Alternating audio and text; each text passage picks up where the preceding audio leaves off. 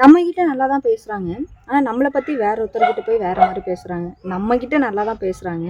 ஆனால் நம்மளை பற்றி வேற ஒருத்தர்கிட்ட போய் வேறு வேறு மாதிரி பேசுகிறாங்க அப்படின்னா, அவங்கக்கிட்ட நம்ம பேசலாமா வேணாவா அப்படின்னு சொல்லி பார்த்திங்கன்னா, பேசாமல் இருக்கிறது தான் நல்லது அப்படின்னு சொல்லி நான் சொல்லுவேன்.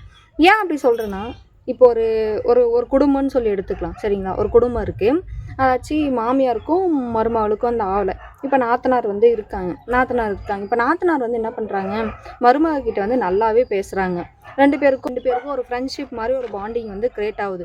ரெண்டு நல்லா இதெல்லாம் இன்னைக்கு நடந்துச்சு அப்படின்னு மருமக சொல்லுது. நாத்தனார் என்ன பண்ணுறது, ஓ அப்படியா அண்ணி, இப்படியெல்லாம் எங்கள் வீட்டில் நடந்துச்சு, இப்படியெல்லாம் ஆச்சு, எனக்கு இப்படி கஷ்டமாக இருக்குது. அதாச்சும் அவங்களோட எமோஷ்னலாக அதாச்சும் அவங்க கஷ்ட நஷ்டத்தை சந்தோஷத்தை எல்லாத்தையும் ரெண்டு சைடு ஷேர் பண்ணிக்கிறாங்க. நல்லாவே பேசிக்கிறாங்க. எந்த ஒரு இதுவுமே இல்லாமல் சரிப்பா அவங்க அம்மா வீட்டு சைடு எங்கள் அம்மா இப்படி பண்ணுறாங்க, இது தப்பு தான் அப்படின்னு சொல்கிறாங்க.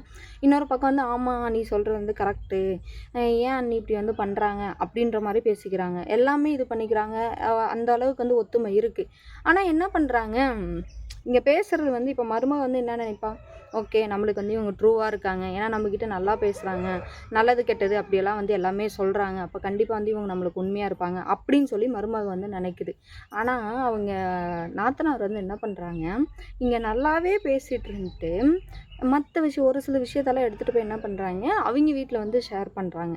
இப்படி சொல்கிறா செய்கிறா அப்படின்ற மாதிரியும், ப்ளஸ் இன்னும் ஒரு சில விஷயம் என்ன பண்ணுறாங்கன்னா, அதாச்சும் நாத்தனார் ஒரு சில விஷயம்லாம் எங்கள் வீட்டில் இப்படி பண்ணுறாங்க, எனக்கு அது கஷ்டமாக இருக்குது அப்படின்னு சொல்லும்போது அண்ணி என்ன பண்ணுறாங்க, பரவாயில்ல விடுங்க, அவங்க அப்படி தான், அவங்கக்கிட்ட உங்கள் அப்பா அம்மாவாக இருந்தாலும் நீங்கள் ஒரு லிமிட்டோடு இருந்துக்கோங்க அப்படின்னு சொல்லி எமோஷ்னலாக எவ்வளோக்கு எவ்வளோ அவங்க கஷ்டத்தில் இருக்கும்போது சப்போர்ட் பண்ண முடியுமோ அவங்கள கொஞ்சம் தேர்த்தி எல்லாம் நல்லபடியாக பண்ணி கொண்டு வந்துடுறாங்க. ஆனால் இன்னொரு பக்கம் அப்படின்னு சொல்லி பார்த்தீங்கன்னா, இப்போ சேம் அதே மருமகளுக்கு நடக்குது, அன்னிக்கு நடக்குது.